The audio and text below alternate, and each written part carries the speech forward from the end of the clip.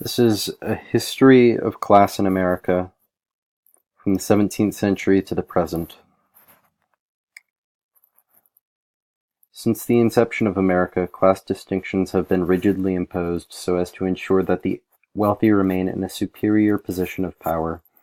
The disparities of economic inequality in our society have largely been able to persist because of the way that the state protects the interests of the wealthy.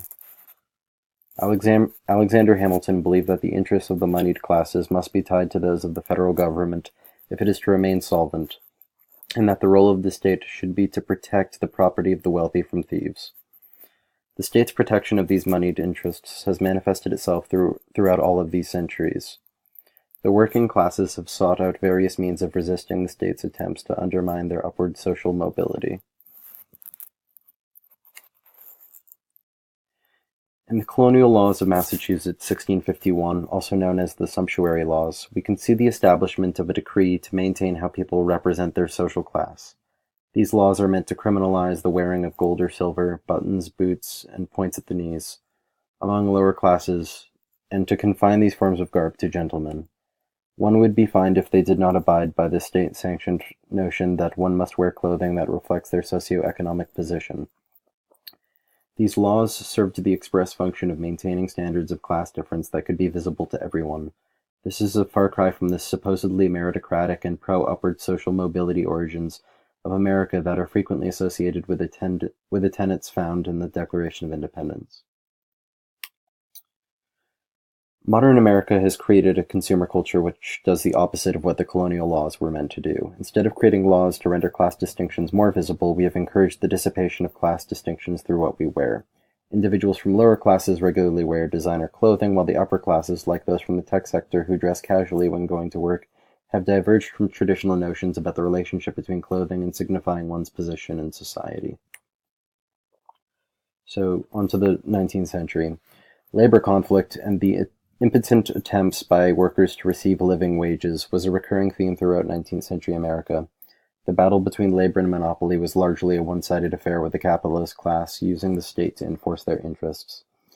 In this American Yawp cartoon, labor metaphorically stands upon the foundation of poverty, with striking being its only and ineffectual weapon against the forces of monopoly.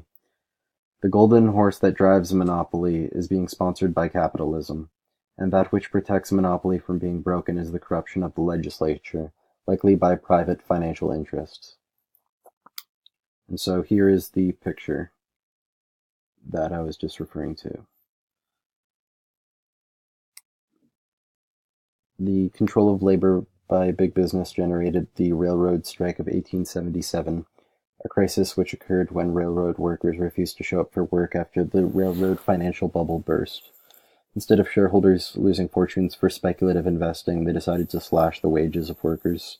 For many of these workers who now lived beneath the poverty line, their only means of self-defense was to protest or withhold their labor until they received fair wages. In response to this insubordination, state governments protected big business by sending out militias to suppress these strikes and prevent railroad workers from destroying railroad property. Nearly 100 Americans died in the Great Upheaval, and workers destroyed roughly $40 million in property. The repercussions of this strike included the institutionalization of labor unions and for businesses to seek out greater political influence.